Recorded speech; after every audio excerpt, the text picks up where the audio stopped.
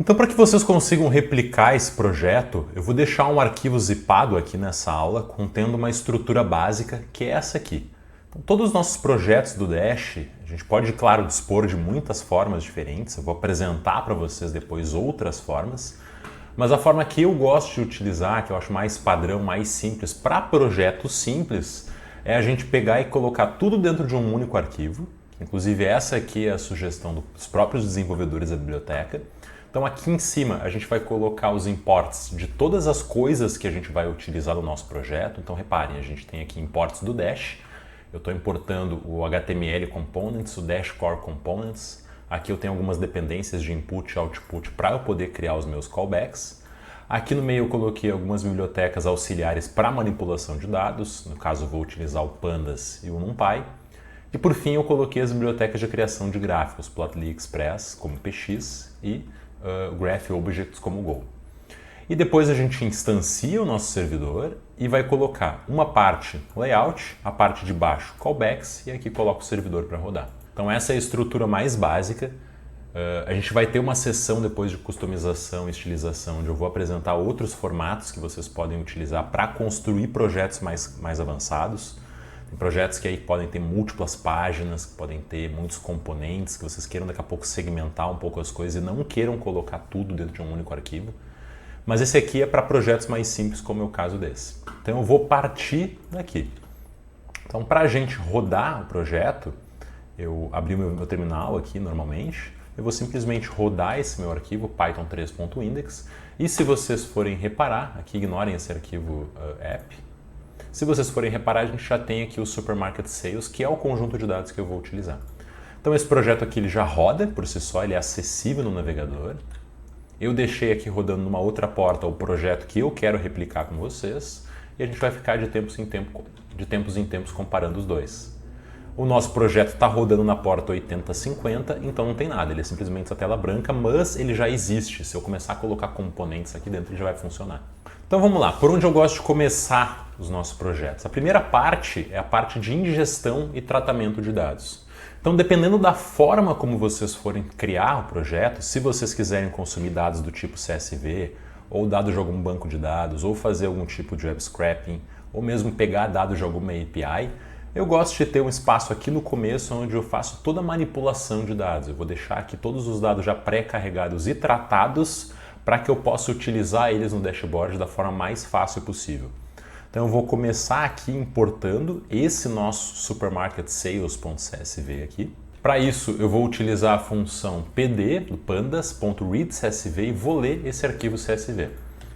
Como vocês devem ter percebido, eu gosto de depurar e ir testando e executando o meu código usando o Jupyter, que fica aqui na direita do Visual Studio Code. Então se vocês não configuraram o Jupyter ainda, ou estão com dificuldade para isso, voltem algumas aulas, tem um artigo que a gente colocou que a gente tenta manter atualizado para que vocês consigam ter essa mesma configuração.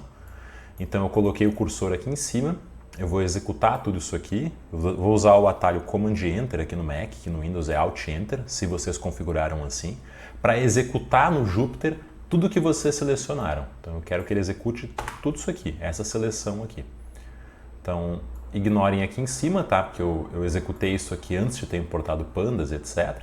E aqui, se vocês repararem, eu tenho todos os imports. Eu poderia, inclusive, clicar naqueles pontinhos ali e ele vai mostrar tudo que ele já rodou e o tempo na qual ele rodou.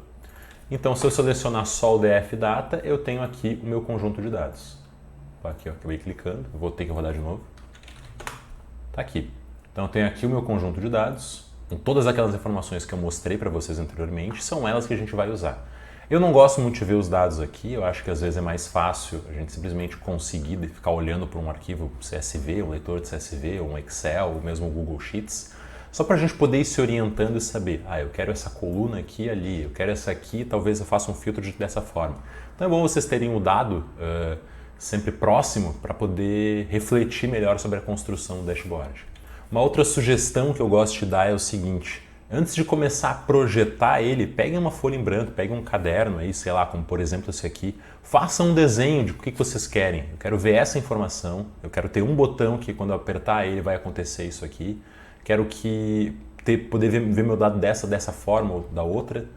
Por exemplo, eu já apresentei o projeto final que eu quero ter. É um projeto como esse, ele é relativamente simples. Eu coloquei aqui filtros de cidades e eu quero poder trocar e analisar informações tanto por rating quanto por faturamento. Mas vocês olhando esse conjunto de dados, a gente poderia criar inúmeros outros dashboards. Por exemplo, qual que é a distribuição de tipos de membro em função da cidade? Será que existem cidades que têm tipos de membro diferentes?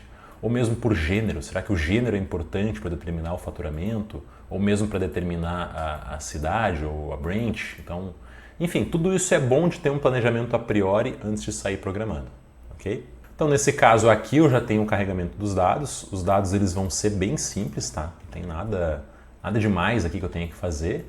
O único ponto é que se eu der um ponto info nele, vocês vão perceber que aqui eu tenho o tipo das colunas e tem uma coluna em especial aqui que o Pandas ele não entendeu da forma como eu gostaria que entendesse, que é a coluna date.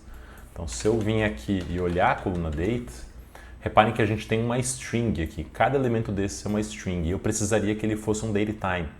Tá? Então, eu vou simplesmente pegar e substituir isso aqui por ele e eu vou aplicar a função pd.toDatesTime, que é uma função que vai transformar isso aqui, vai transformar isso aqui, vou rodar de novo, num datetime.